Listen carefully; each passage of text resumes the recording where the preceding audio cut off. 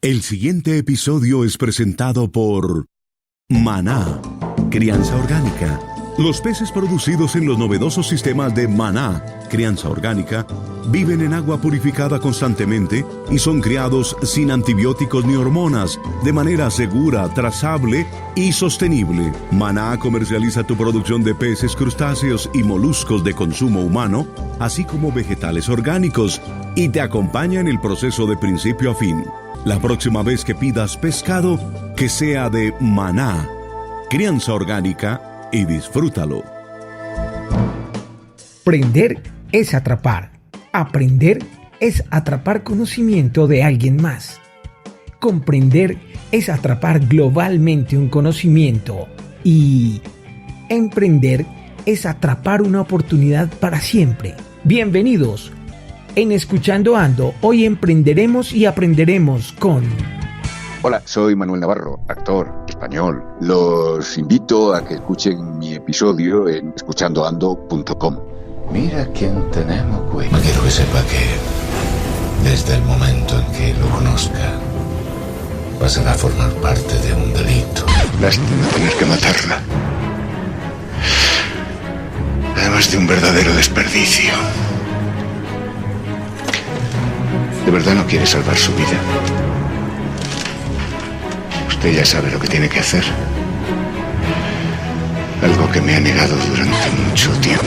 Escuchandoando.com. El puñetero del personaje tomó las riendas. Yo lo recuerdo casi como una experiencia paranormal, o sea, como esa gente que dice que se muere y se ve desde arriba. Bueno, pues yo veía al personaje como sobrevolando y el personaje hacía su vida. Yo decía, pero ¿cuándo ensayé yo eso? ¿Cuándo hice yo ese tono? ¿Cuándo me moví yo así? ¿Cuándo hice yo esa inflexión de voz? Yo nunca. O sea, el personaje había tomado las riendas y se movía por el escenario solo, y yo me limitaba a ser un observador. Esos momentos mágicos te pasan a lo largo de tu carrera 2, 3, 4 veces y te puedes dar con un canto en los dientes si los has vivido, porque sabes que la magia existe, ¿no? Escuchandoando.com.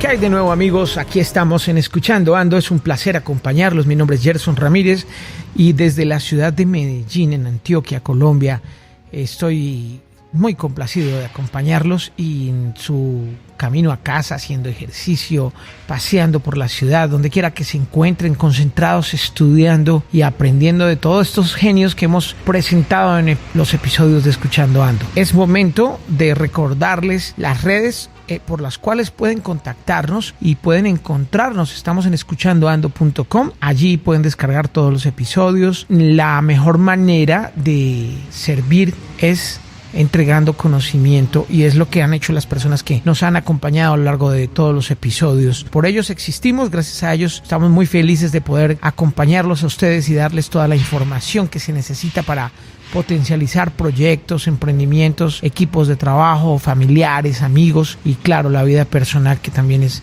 absolutamente necesaria ir construyéndola y aprendiendo en el día a día. A propósito de aprendizaje, vamos a llamar a un maestro completo, a alguien que tiene un cariño especial por Colombia y que se lo ha sabido ganar también de aquí para allá, de los televidentes hacia allá. Se trata de Manuel Navarro, quien es un actor que nos acompaña el día de hoy en Escuchando Ando y al cual le vamos a aprender muchísimas cosas. Manuel, bienvenido. Hola, Gerson, ¿cómo estás? Encantado de tenerte en nuestro episodio y de hacer este podcast contigo, que va a estar en la posteridad acompañándonos en iTunes, en Google Podcast, en las plataformas de Spotify, Deezer y también en escuchandoando.com. Pues que sea esta la oportunidad para escucharte y aprender mucho de ti.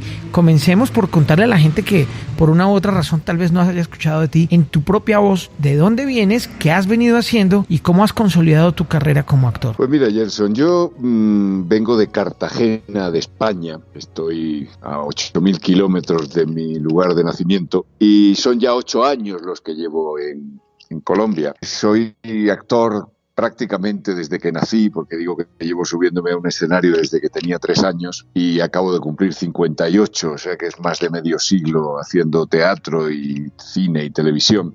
Y hace 8 años, pues en esos avatares de la vida, me encontré con la posibilidad de venir a trabajar a Colombia en un proyecto maravilloso que al cual no pude decir que no, porque evidentemente era algo especial. Era el biopic, la serie que se hizo sobre La Pola, que dirigió Sergio Cabrera. Yo creo que fue una decisión, no voy a decir que fue una decisión difícil, fue una decisión comprometida. Yo dejé todo en España para venirme aquí sin saber lo que iba a pasar, y rápidamente me di cuenta de que lo que iba a pasar es que me iba a quedar, que iba a hacer bueno aquel refrán, aquel dicho que se decía por aquella época de que El riesgo es que te quieras quedar. el único peligro de Colombia era quedarse, ¿no? Y bueno, pues aquí estoy y he hecho de esto mi casa. Llevo 8 años viviendo aquí y no tengo de momento intención de irme, lo cual no quiere decir nada, porque la vida me ha demostrado que las intenciones de uno no cuentan a la hora de que te pasen las cosas. Pero ha valido la pena realmente. Pones un estándar muy alto en los actores que te acompañan y eso nos hemos dado cuenta, porque una de las reglas de la vida es saberse rodear, ¿no? Y cuando uno está rodeado de gente con mucho talento, como es tu caso, pues obviamente uno intenta hacer las cosas lo mejor posible más y le pone más esfuerzo, y eso también se prende, se junta, se permea el talento. Imagino que en tu carrera también te ocurrió así. ¿Con qué gente talentosa trabajaste y te formaste que dijeras, a este le aprendí esto y a este le aprendí lo otro? Pues mira, yo creo que la primera persona que me dirigió de alguna manera en mi vida fue mi padre. Mi padre, que era un señor que no tenía nada que ver con esto y que sin embargo le gustaba, y cuando yo de pequeño me aprendía poemas de memoria, él me ponía en el cuarto de estar de casa, yo era un niño de 5 o 6 años, y me explicaba cómo tenía que decirlos. Y aquí levantas la voz y aquí señalas con aquella mano y entonces haces un gesto. Ahí estaba la semilla de todo, evidentemente. Luego mi padre se negó obstinadamente a que yo me dedicara profesionalmente a esto y me puso todas las trabas posibles que yo me salté, por supuesto, pues porque he tenido la suerte maravillosa de tener una vocación clara, que no le pasa a todo el mundo. Entonces yo he luchado contra viento y marea para llevar esa vocación a efecto. Y a lo largo de mi carrera, pues me he encontrado con gente muy, muy talentosa. Evidentemente, mi profesor, cuando yo tenía 18 años y entré en la Escuela de Arte Dramático en mi tierra, en Murcia, en España, me encontré con un joven, tenía 36 años, yo 18, o sea, me doblaba la edad. Era un joven profesor, se llamaba Antonio de Béjar, se sigue llamando Antonio de Béjar, y yo, de hecho, cada vez que voy a España paso por su casa a hacerle una visita. Ya está jubilado y esas cosas, pero creo que aprendí muchísimo de él. Yo siempre me pareció un magnífico actor y siempre quise ser como él, y entonces, bueno, pues enfoqué hacia allá mis esfuerzos. Luego, pues he trabajado con gente muy talentosa. En Madrid tuve la suerte de llegar bajo la mano de Adolfo Marsillach, que era el director probablemente más importante que ha tenido el teatro en el siglo XX, que fue además creador del Centro Dramático Nacional, fue el creador de la Compañía Nacional de Teatro Clásico, sitios en los que yo he trabajado. Y luego, pues, compartir escena con grandes de la interpretación. Hace este festival o el anterior, no me acuerdo cuándo fue, aquí en Bogotá, pues tuve la suerte de poder ir a ver a Nuria Esper, que vino a hacer un montaje de la violación de Lucrecia, un texto de Shakespeare. Yo tuve la suerte de compartir con ella una maravillosa gira haciendo Medea, donde ella hacía Medea y yo hacía Jasón, ambos bajo la dirección de Michael Kakoyanis, que es un señor que es director de cine y de teatro, y es un señor que tiene un Oscar de Hollywood, porque fue el director de Zorba el Griego, una película mítica donde actuaba Anthony Quinn, y bueno, pues a ese señor me dirigió a mí. Entonces, bueno, he compartido escena con grandes de la interpretación, y yo no voy a ser tan tonto de no aprender de ellos. Es más, he aprendido que cuanto más grande es la persona que tienes a tu lado, más posibilidades tienes tú de crecer y de que tu trabajo brille más. Esto hay gente en esta profesión que no lo entiende, que prefiere tener a su lado mediocres para brillar. Yo creo que no, que el mediocre no te hace brillar. El que te hace brillar es el compañero que es un gran profesional y en el cual puedes apoyarte tú en él y él en ti para crecer. Indudablemente, el estar al lado de un gran director hace que desarrolles lo mejor que tienes en ti. Pero contémosle a la gente del común cómo es esa sensación, de pronto con alguna anécdota o de pronto con alguna escena puntual en la que realmente se ve que el director se esfuerza en hacerle entender algo al actor, o en llevarlo, en acompañarlo, o en potencializar su talento? Mira, tú fíjate que yo dirijo, yo he dirigido desde los 20 años, o sea, llevo ya muchos montajes dirigidos, y hay veces en que el mayor problema de un director es comunicar con el actor. Unas veces es imposibilidad del director de comunicarse y otras veces es imposibilidad del actor de entenderlo. Cuando la comunicación se da en las dos vías y es sencilla, es maravilloso. José Tamayo también falleció hace ya unos años, era el director que lo dirigió todo en España. Fue pionero y llevó a España todas las grandes tendencias del teatro durante el siglo XX. Bueno, pues este señor, recuerdo que la primera vez que yo trabajé con él fue en Luces de Bohemia, de Valle Inclán, donde yo hacía 2 personajes a lo largo de la función.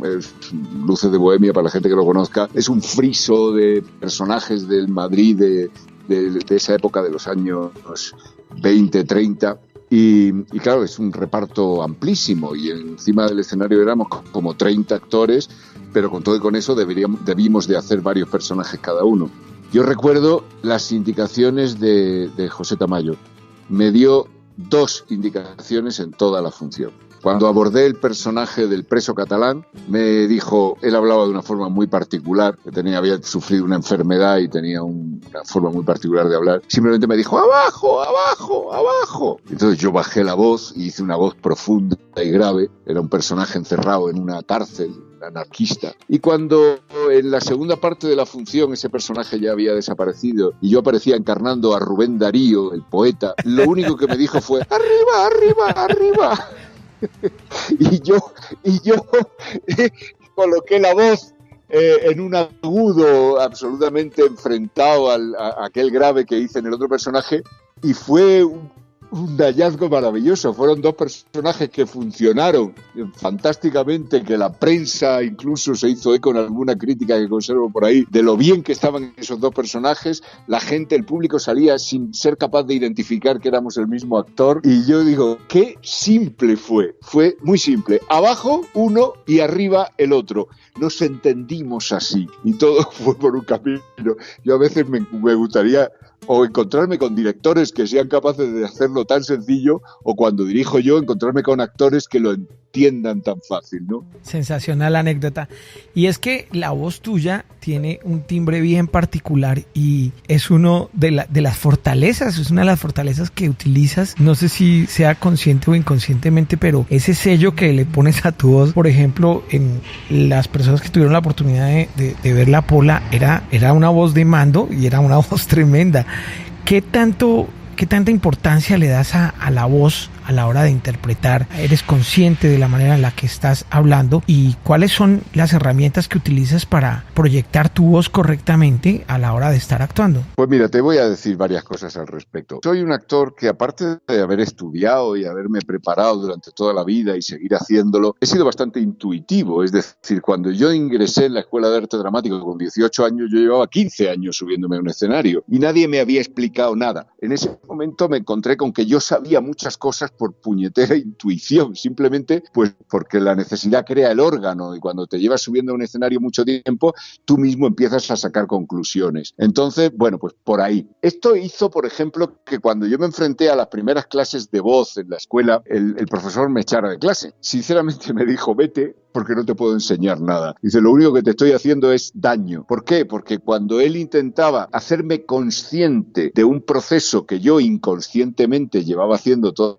la vida, me rompía la voz. Entonces me echó de clase, me dijo, tienes la asignatura aprobada, no vuelvas porque tú no lo necesitas, y él no era capaz de hacer eso. Pero bueno, en mi voz, pues aparte de la contextura física y tal, supongo que también tiene la culpa muchas cajetillas de cigarrillos a lo largo de mi vida, que eso también castiga mucho la garganta y hace que la voz se haga profunda. Pero sí, yo la considero una herramienta fundamental. Me parece que es el instrumento y hay que saber tocar muchas notas. Alguien que toque una guitarra y solo tenga una cuerda, pues va a poder tocar muy pocas melodías. Si sabes tocar todo ese arco que te ofrece, desde los agudos hasta los graves, y utilizarlos en el momento adecuado, en el personaje adecuado, en el tono adecuado, pues creo que es un apoyo fundamental para el trabajo de un actor. Y yo sí hago mucho hincapié en la gente. Me molesta que los actores no tengan claro la importancia de esa herramienta que es la voz. Además de eso, hay que decir que pues también es importante que muchos actores conozcan los diferentes métodos con los cuales se está grabando, ¿no? Porque algunos de pronto el micrófono está en un lado y miran para otro, o saturan el micrófono, o hablan más pasito de lo que es, y eso también es bien importante, el mezclar la técnica. Pero muy buenos tips los que nos estás dando en este episodio tan especial contigo, de verdad, gracias por la información que nos estás brindando. En cuanto a la voz, pues por ejemplo, no es lo mismo utilizarla en teatro que en televisión o que delante de un micrófono. Yo, a lo largo de mi vida, en algunas ocasiones he tenido que hacer locuciones o grabar anuncios de radio, cosas de esas, y era una técnica que yo no controlaba. Trabajo delante del micrófono es otra cosa. Entonces, pues a lo largo del tiempo, pues uno va viendo el resultado y aprendiendo de sus errores. Pero sí, es una poderosa herramienta la voz. Sí, las personas que trabajan en teatro, hablando precisamente de este tema, que es una de tus pasiones y una de las cosas que mejor haces, suelen cansarse mucho porque son jornadas extenuantes, desgastantes, chupan mucha energía. ¿De qué manera logras volver a tomar energía y fuerza para el día siguiente? ¿Cuáles son las técnicas que utilizas para recuperarte a nivel de la voz, por ejemplo, a nivel de la parte física, conciliar el sueño y demás? Pues mira, en cuanto a la voz, yo, gracias a Dios, no he tenido problema porque te digo que la técnica de colocar la voz, de proyectarla, es algo que nadie me tuvo que enseñar, sino que aprendí yo por instinto de supervivencia. Entonces yo puedo pasarme horas hablando, nunca he sufrido de la garganta, creo que no he tenido una afonía en mi vida, me he dirigido a auditorios. Pues mira, hace un par de años hacíamos una función que se llamaba El Crédito, que hacíamos Ernesto Benjumea y yo, y llegamos a Cúcuta a hacerla, una sala de teatro que hay allí, enorme, con 800 butacas, sin ningún tipo de microfonía y sin ningún tipo de acústica especial, y nos hicimos la función a pulmón, escuchando todo el mundo hasta la última fila el texto. Esto implica un esfuerzo añadido, evidentemente, pero si tienes la técnica lo puedes superar. Y luego, en cuanto a la energía, lo importante es medirla. Yo, cuando a lo largo de mi vida he dedicado largas temporadas a hacer teatro exclusivamente, porque en España sí se vive del teatro, se hacen 8 funciones a la semana, se cobra un dinero interesante y se puede vivir solamente de hacer teatro. Pues cuando me dedico a hacer teatro, lo que haces es que adaptas tu horario. Es decir, procuras que el momento álgido del día sea aquel en el que tú tienes que subirte a un escenario. Entonces, para eso retrasas la hora de levantarte y retrasas la de acostarte. Entonces dejas la zona del horario de la función, lo dejas como en mitad del día, que es cuando más energía tienes, claro. Entonces te levantas a las 12 del mediodía, te lo tomas con tranquilidad, a las 6 de la tarde te preparas para ir al teatro y a las 7 o a las 8 estás haciendo tu función, que estás a mitad de la jornada. Claro, cuando sales del teatro, pues a tu día le quedan muchas horas por delante. Sales a las 10 o a las 11 o a las 12 si has hecho 2 funciones, y te vas a cenar y te vas a tomar una copa y te acuestas a las 4 de la mañana. Entonces, esta vida bohemia tiene una razón de ser, y es eso, que encuentres que el momento en el que tú tienes toda la energía sea aquel momento en el que te tienes que subir al escenario para darlo todo encima. Pero esas son de las cosas que uno dice, ¿por qué no se me ocurrió antes? Por ejemplo, cuando uno presenta los exámenes 7 de la mañana y apenas a las 6 se está levantando. En ese orden de ideas, ¿de dónde sacaste esa idea? La de los horarios. Sí. No, pero esto es algo común. O sea, esta cosa que se ha dicho siempre de la vida bohemia de los actores, los actores lo han hecho toda la vida, pero por eso, porque la explicación es esa. Tú necesitas que el momento central del día, cuando tienes toda la energía, sea aquel que te coincida con el horario de la función. Entonces, pues eso implica levantarte más tarde para no llegar a las 7 de la tarde agotado. Si yo hago teatro y me levanto a las 5 a las 6 de la mañana, cuando llegan las 7 o las 8 de la tarde, que es la hora de la función, yo llevo 14 horas levantado. No estoy en horario de empezar a trabajar, estoy en horario de reposar, ¿no? Es el horario en que la gente termina su trabajo y se va a su casa a descansar. Bueno, pues lo que hay que hacer, evidentemente, es mover el horario para que no te pille agotado. Es lógica. sencilla y pura lógica. Genial. Bueno, tú aprendiste casi todo lo que sabes en Europa, con una escuela enorme, con mentores que ya mencionaste que son grandes nombres. Igual uno todos los días aprende algo nuevo. ¿Qué es lo que has aprendido en Colombia? Cuando ya de pronto creías que sabías casi todo y llegas a este país de Sudamérica a hacer teatro, ¿qué aprendiste acá que no hubieras aprendido allá? Mira, el aprendizaje para mí es diario, pero no consiste en grandes descubrimientos. Es decir, a estas alturas de mi vida yo ya no descubro grandes cosas. Los continentes están todos descubiertos, ya no voy a descubrir América. Entonces, claro, pero todos los días encuentro algo nuevo. Tú sabes, esta mañana yo me senté al ordenador, cosa que hago cuando no tengo que ir a trabajar, pues, y me meto a buscar textos, Bueno, pues me he bajado una selección de textos de teoría y técnica teatral que andan por ahí sueltos por internet. He conseguido rescatarlos de un montón de sitios y he elaborado un listado de 84 libros de teoría y técnica teatral y se lo he ofrecido a mis alumnos, a mi gente. Les he dicho, chicos, está aquí el que quiera alguno de los títulos que me lo diga. Ese todos los días estar buscando, todos los días estar encontrando cosas nuevas, dirigir. Yo aquí dirijo, doy clase. Mira, mi actividad profesional en Colombia es absolutamente fantástica porque toco todos los palos. Hago televisión, hago cine, hago teatro, dirijo teatro, doy clases. Hasta he organizado un grupo de lecturas dramatizadas en mi casa un día a la semana, por aquello de mantenerme en continuo movimiento, ¿no? Me parece que cuando te quedas parado dejan de pasar cosas. Para que las cosas pasen, tú tienes que ser el motor y tú tienes que ser el que lo mueva. Entonces, bueno, pues este país me ha ofrecido muchas oportunidades y yo las he aceptado todas. Las he cogido todas y intento devolver todo lo que está de mi lado, todo lo que está de mi parte. En eso entra, por ejemplo, mi labor docente. Durante 5, 6, 7 años últimos he estado dando clases. He dado clase en la Escuela del Teatro Nacional, he dado clase en la Escuela de Casaé, he dado clase en otras academias. Eso no se debe entender como que yo estoy todo el día enseñando cosas, sino precisamente que yo estoy todo el día aprendiendo cosas, porque yo aprendo mucho enseñando. Cuando yo doy clase, los alumnos no saben que al final, si ellos pagan por esa información, debería devolverles parte del dinero porque todos los días aprendo mucho en esas clases. Sí, aprendes más que ellos. Pues a lo mejor sí, porque sé cómo aprender. Muy bien. El tema de la actuación, todo este mundo del entretenimiento, pero especialmente el de la actuación, es muy apasionante para un emprendedor porque se aprenden una cantidad de cosas enormes. Para mí es una alegría enorme poder hablar con actores, con directores y con productores de cine y televisión, porque realmente hay muchísimos elementos y muchas cosas que se pueden aplicar ya en el manejo cotidiano de las empresas. Por ejemplo, la relación de los directores con los actores, que es muy similar a la de un jefe con un empleado, ¿no?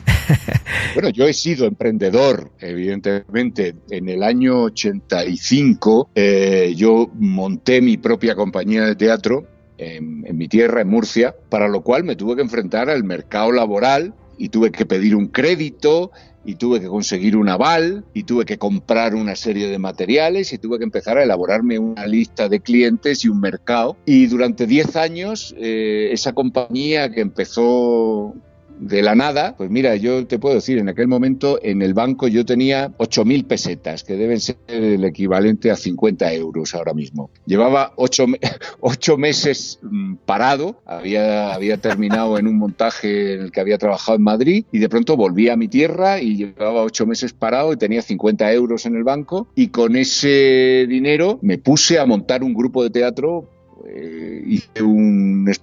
Monté un espectáculo, El oso y la petición de mano de Anton Chejov, y elaboramos un vestuario, una escenografía, un mobiliario, lo conseguimos de donde pudimos y a continuación pues había que alquilar un vehículo para transportarlo a las funciones, había que levantar el teléfono todos los días para llamar a los ayuntamientos que eran nuestros clientes. Oye, te quiero decir una cosa, mi padre, que fue la primera persona a la que yo le pedí que me avalara para pedir el crédito para comprar todo el material que yo necesitaba, me dijo que ni borracho, que no pensaba ayudarme lo más mínimo, que yo estaba loco. Yo, pues no sé si estaba loco, pero creo que no me equivoqué. Conseguí que... Así me dijeron a mí cuando íbamos a empezar el podcast.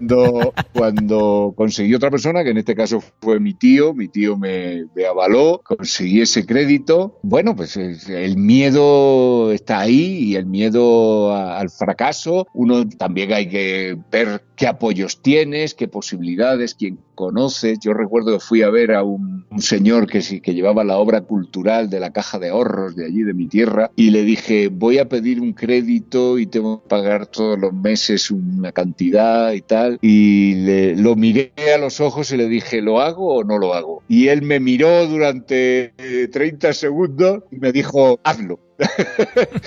Eso a mí me dio una tranquilidad.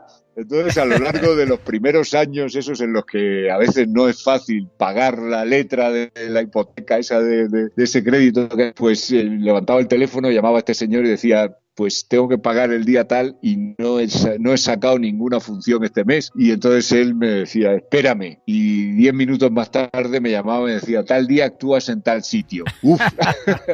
Y eso te sacaba de un apuro. A ese hombre yo lo agradeceré toda mi vida. Juan José de mi alma me sacó de muchos apuros. Vamos a compartirle el episodio a Juan José para que recuerde y compartamos con él esta anécdota que es bien interesante, y quien lo creyera, años después aún estás recordando esos ires y venires de la vida, ¿no? Sí, yo tengo muy claro quién me ha echado una mano. Me parece que es de bien nacido ser agradecido y tener en cuenta pues quién ha estado apoyándote en esta locura que es para la mayoría de la gente dedicarse a esta profesión. Hasta nosotros decimos que estamos locos, pues el que lo ve desde fuera, pues evidentemente. Sí, así es. ¿Qué tanto, Manuel, qué tanto le has aprendido a tus personajes? ¿Qué anécdotas tienes de momentos en la vida en la que algún personaje te haya hablado a ti de una u otra manera y te haya dado lecciones? Bueno, en el escenario, delante de una cámara, pasan cosas muy raras.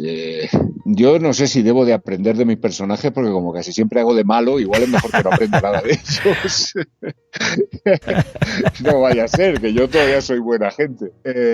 Pero sí, vamos, en cuanto a cosas que te pasan, pues hay momentos mágicos. Yo hace unos años, antes de venirme a Colombia, estaba participando como protagonista en un espectáculo que se llamaba Farinelli Vive, y era un espectáculo donde a la par había una serie de monólogos que hacía yo, encarnando el personaje de Farinelli, el castrato, el cantante de ópera de esa época de los castrati, que fue famosísimo, se han hecho películas y se han hecho muchas cosas sobre él. Bueno, pues yo encarnaba a Farinelli anciano al borde de la muerte, con 80 años, y luego en escena también, en un mano a mano, tenía a Angelo Manzotti, que es un cantante de ópera italiano, que tiene ese registro de los castrati, que canta con esa voz aguda de sopranista, ¿no? Y entonces en esos recuerdos de mi juventud aparecía él y cantaba esas arias maravillosas, acompañadas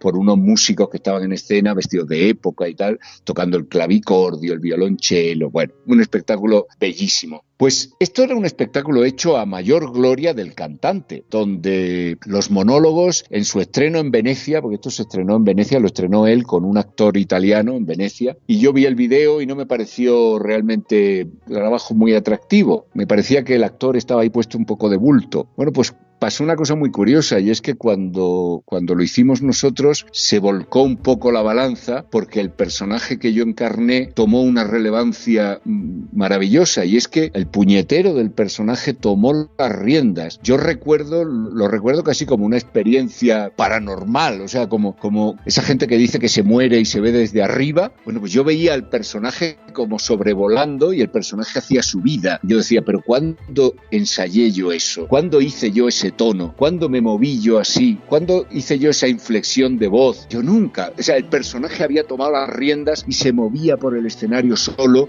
y yo me limitaba a ser un observador. Esos momentos mágicos te pasan a lo largo de tu carrera 2, 3, 4 veces, y te puedes dar con un canto en los dientes si los has vivido, porque sabes que la magia existe, ¿no? Entonces, bueno, pues esas cosas yo las recuerdo con mucho cariño. Personaje, si alguna vez entráis en el blog tengo yo por ahí colgado, que se llama Igual que en un escenario, la foto que hay en el encabezamiento, que se ve un ancianito calvo con el pelo blanco y tal, ese es el personaje de Farinelli, ese soy yo, o es él, porque ya no sé si éramos la misma persona, ¿no? Es él, él fue el que te encarnó, el que se metió en tu mundo, impresionante. ¿Qué tan real sea que los malos no creen que son malos? Eso es fundamental. Cualquier buen actor debe de saberlo. La gente se comporta de una manera que puede no ser correcta, puede ser incluso malvada, pero yo creo que hasta los más malos tienen motivaciones y cosas no las hacen por el gusto de ser malos, sino porque están convencidos de que eso es lo que se debe de hacer. Yo, que he tenido que encarnar tantísimos malos a lo largo de estos últimos años, aunque yo también he hecho buenos y galanes y todos hemos sido jóvenes y bellos, entonces, pues lo que sí he tenido claro es que no puedes sacrificar a tu personaje juzgándolo. Tu personaje, tú tienes que ponerte del lado de tu personaje y tener claro por qué hace las cosas. Cuando yo hacía ese malo malísimo de Sámano, yo tenía muy claro cuál era mi posición. Yo no era el malvado que iba a matar a todo el mundo. Yo era un militar que cumplía órdenes y que intentaba mantener el orden establecido al cual yo tenía que servir. Todo eso llevaba a una serie de barrabasadas por parte del personaje, pero yo nunca lo juzgué. Yo siempre intenté ponerme del lado del personaje y saber por qué hacía el personaje esas sensacional. cosas. Hablemos de personajes a los cuales haya que aprenderles cosas, que son nuestros compañeros a la distancia y pues con la magia de la televisión, del cine, en fin, se les aprenden cosas. Por ejemplo, a Charles Chaplin, ¿qué le aprenderías? ¿Qué podrías decir que fue lo grande de él? Es maravilloso. En esa época del cine mudo, que tú veías a los actores absolutamente pasados de vueltas, esas interpretaciones aspaventosas, como no había un lenguaje al que agarrarse, esos actores que además venían del teatro de la época y todo lo hacían muy grande, hacían unos gestos exagerados. Tú ves a Chaplin y Chaplin es justo lo contrario. Chaplin no mueve una ceja, lo cuenta todo yo creo que Chaplin fue la primera persona que entendió el cine, entendió que en una pantalla, como dicen, no hay que hacer nada, hay que vivir cosas, ¿no? Entonces las vivía y tú miras la cara de Chaplin y es casi inexpresiva. Él y gente como Buster Keaton era una máscara, ¿no? Era una máscara, no movía un músculo de la cara y sin embargo todo lo transparentaba, ¿no? Todo lo que pasaba por su cabeza. Ese es el secreto del cine, ¿eh? Ese es el secreto. ¿Cuáles otros actores, directores admiras y nos recomiendas para entender un poco más este hermoso arte? Yo soy muy malo para estas cosas. A mí cuando me preguntan por nombres, por a quién, no tengo elaborado ranking. O sea, yo soy muy poco mitómano. Fíjate la cantidad de gente con la que yo he trabajado en mi vida y luego me doy cuenta que yo ni tengo fotos con ellos.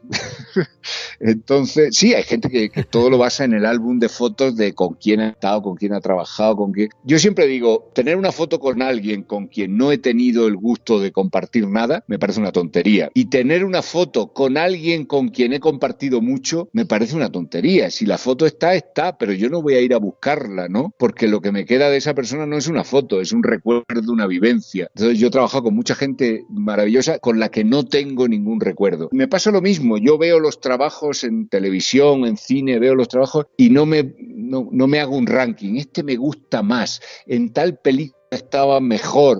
No. Tal vez porque yo también consumo demasiado audiovisual y creo que no me daría tiempo a retener datos. Yo soy de las personas que menos datos retienen en la cabeza. Tengo el disco duro completamente limpio para poder aprenderme textos así en un momento, ¿no? Entonces no me sé nombres de calles, no me sé fechas, no me sé ni el nombre de la gente. Yo tengo una fea costumbre de llamar a todo el mundo nene, nena y cariño si es mujer y porque no me sé el nombre de nadie, no retengo datos. De lo que observas en televisión y de lo que observas en cine, ¿es mejor el cine y la televisión de hoy en día o es mejor el de los 80, 70, 60? ¿Y para dónde va el cine? Ya, si tengo que pontificar sobre estas cosas, me pierdo. Yo no sé, yo espero que el cine vaya para adelante, que no siempre ha sido así, ¿no? Hay veces en que el arte cinematográfico se ha estancado.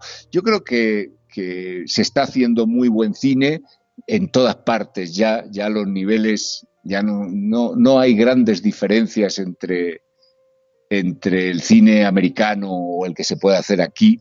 Las diferencias son de medios, pero técnicamente estamos preparados para hacer el mismo cine que los americanos. Yo ahora, por ejemplo, y sobre todo, para alivio nuestro, la televisión está alcanzando esos niveles. Entonces, aunque no hagamos cine, si hacemos la televisión que estamos haciendo, creo que estamos cumpliendo muy bien con los objetivos. Estos días veía esta serie de Narcos, me había negado a verla y al final me enganché y me la he visto de tirón. Y te das cuenta de que se ha hecho aquí, se ha hecho con gente de aquí y tiene un nivel maravilloso. Y entonces, bueno, pues ya está, hemos conseguido. La hermana pobre del audiovisual, que era la televisión, ha conseguido hacerse mayor y echarle la pata al cine y hacer los mismos proyectos. Yo realmente en estos últimos años en Colombia he hecho televisión de época, he hecho televisión de ciencia ficción, he hecho televisión de policíaca, he hecho de todo. Esas cosas que siempre eran como géneros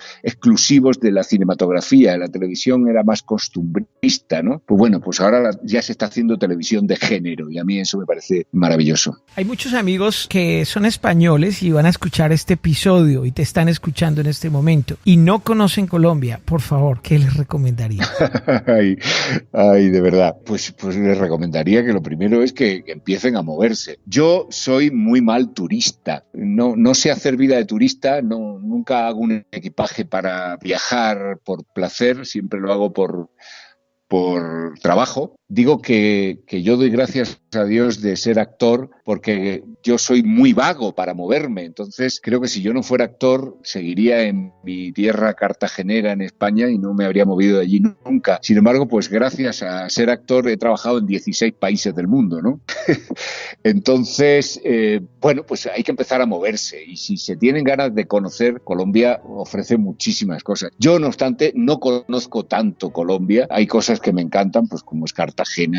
Cartagena ha sido mi debilidad por aquello de que yo soy cartagenero y siempre soñé con conocer la Cartagena de Indias y es una ciudad que me encanta. Y por lo demás, pues estos sitios turísticos, pues Villa de Leyva es un sitio maravilloso. En Bucaramanga tengo cierto cariño porque he ido ya en repetidas ocasiones, invitado al Festival de Cine o a actuar, a hacer teatro. Hay muchas cosas que conocer, pero no puedo decir que las conozca yo personalmente todas. Sé que existen. Entonces, el día que me levante con ganas de hacer turismo, tengo claro que debo de ir a conocerla. Pues Manuel, aplausos y más aplausos por esa magnífica carrera que has hecho y un agradecimiento infinito por la honestidad en tus palabras. Sé que has hablado desde el corazón, sin querer queriendo nos has enseñado grandes cosas hoy en estos minutos. Muchas gracias, Bueno, Manuel. Sí, es verdad que hablo desde el corazón, pero lo hago siempre. Es una fea costumbre que tengo. Eso a veces me granjea grandes problemas.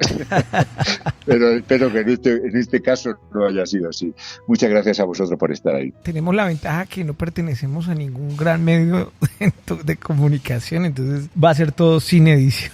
Muchas gracias, Manuel, y nos vemos pronto, y si no nos vemos, pues nos escuchamos en Escuchando Ando. De acuerdo, un abrazo. Llegaste hasta el final. Entonces te gustó. Ahora puedes decir Escuchando Ando. Comparte este episodio y descarga más en escuchandoando.com o en tu plataforma favorita. Hasta la próxima. El anterior episodio fue una presentación de Maná, crianza orgánica. Los peces producidos en los novedosos sistemas de Maná, crianza orgánica, viven en agua purificada constantemente y son criados sin antibióticos ni hormonas, de manera segura, trazable y sostenible. Maná comercializa tu producción de peces, crustáceos y moluscos de consumo humano, así como vegetales orgánicos, y te acompaña en el proceso de principio a fin. La próxima vez que pidas pescado, que sea de Maná, crianza orgánica, y disfrútalo.